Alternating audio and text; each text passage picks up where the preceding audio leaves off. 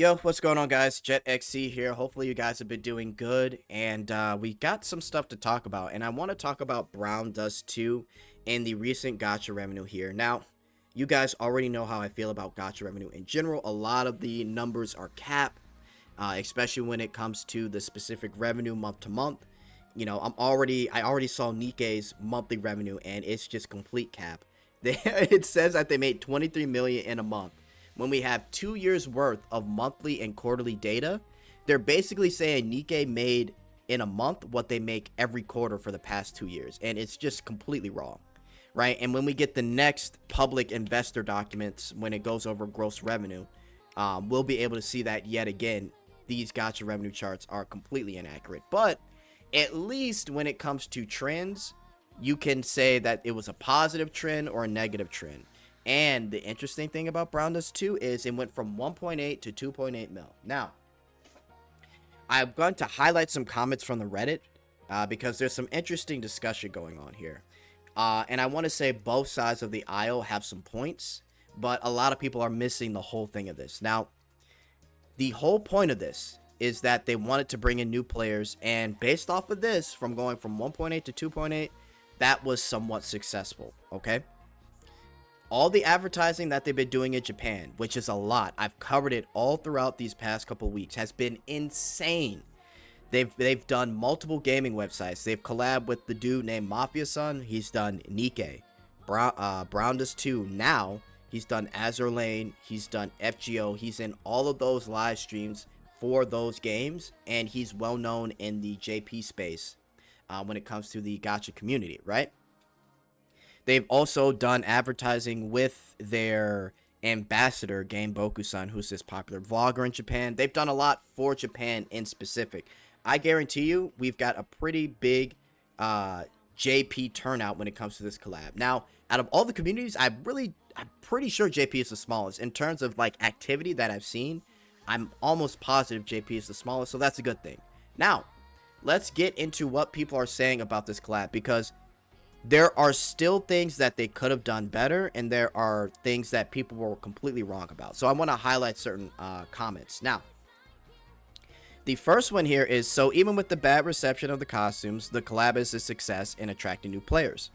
This guy says, as they've always said in live streams, the point of the collab is to attract new players who are most likely to spend money than veterans who could save 200 to 500 pulls at a time. Most veterans knew to skip pulling and just get +0 of any of these characters. It's an investment for their anniversary, which is why the collab are always before anniversary events. So with this, I actually pretty much agree. Here's the thing, guys. They've been transparent with what they wanted to do for future collabs. They don't want the characters to be extremely OP. They don't want people to get FOMO, and that's why they also got rid of limited characters. However, and again, they already addressed the comments on the performance of these characters, because a lot of people were right in them being upset. And I saw this out of every region, by the way. Global, South Korea, JP even, and CN. Sword Maiden in particular was not the best, right? A lot of people wanted them to change her to 1-turn cooldown, right? But this is something that they have to take and learn from for the next collab. So that part is, you know, people are rightly upset about. Now, we're going to get into the cutscenes in a second, but let's keep reading some of these comments. I'm going to be honest, I'm genuinely surprised. I was expecting a slight decrease, like 1.2 mil or 1.4 mil, but it's actually double than that. I guess it really just was the vocal minority unhappy with this collab, which isn't necessarily true, but we're going to keep reading comments because I'm going to get into that in a second, because I want to highlight another comment that I saw. Where was it? Okay. People saying this collab will EOS the game because no heavy fan service. They get their best month since last Christmas and did more than Wilhelmina. Hope devs learn to ignore the Western market and focus on Japan. Here's my problem with this, right? I agree with this guy. Whoever was saying the game's going to EOS, cap, okay? However, saying ignore Western market and focus on Japan, I'm confused at what he's trying to say, and I'm guessing it's the people who complain about the collab. The core fan base of Browndust2 complained about the collabs with the skill cutscenes and the skills, particularly Sword Maiden, and they already addressed it and apologized. And also, people need to understand that they were going to have heavy fan service, but they were stopped by the IP holders. Okay? So we have to look at both sides here, and we have to have a little bit of nuance, because shit isn't just black and white. This guy is right. This was definitely successful, but it was successful in the fact that it brought in new people in general. Because for you to say, all this stuff, literally everything people are complaining about, they're going to give us next month in the anniversary. They even said that we understand people are upset, but we're going to make it up with the anniversary upcoming. Okay? So, again, we have to look at this from a perspective where you're not just mad at the other side that were complaining. The complaints were valid, guys. Very valid. One more I want to highlight here, too. Here we go. With this, it shows the collab is a success. Not everyone wants R18 stuff all the time. A bit of spice keeps people happy and energetic. Only the minority of gooners are being so vocal and harassing the devs and attacking the entire community. Not everything needs to be big booba thick girls. A variety of characters is what matters, and likability. Whether male or female, there's enough characters to collect to enjoy the game. This right here, I get what he's trying to say. The collab was a success, sure, but the rest of this is just wrong, right? The game itself is R18. Everything we're going to get in the next anniversary is going to be R18. It's going to be 18 plus cutscenes. Every single cutscene they've been doing for the past year and a half has been some of the lewdest stuff I've ever seen in gacha games. Every Gluppy Diner is lewd as hell. To say, oh, not everybody want, no. This is the game. Surveys have been done. Gluppy Diner and illustrations are two of the most looked forward to things in this game. Okay? And saying that, what matters is we get it, whether it's male or female, they're not doing males. They've already apologized for this, okay?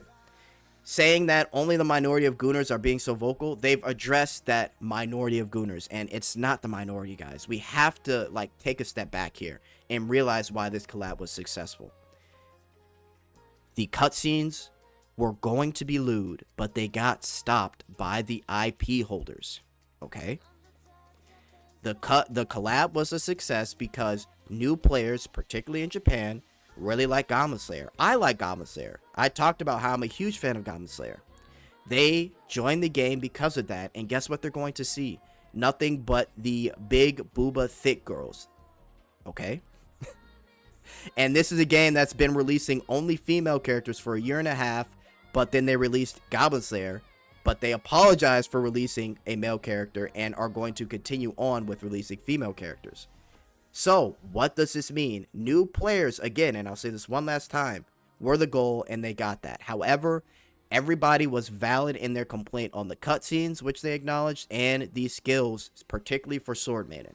Right? So, all in all, guys, I wanted to highlight this to kind of give everyone a perspective here. The collab had its mistakes, but the devs, in the end, got what they wanted. They've apologized, and they probably will be addressing this in the future again with collabs, because the last two collabs we got were pretty much successful, right?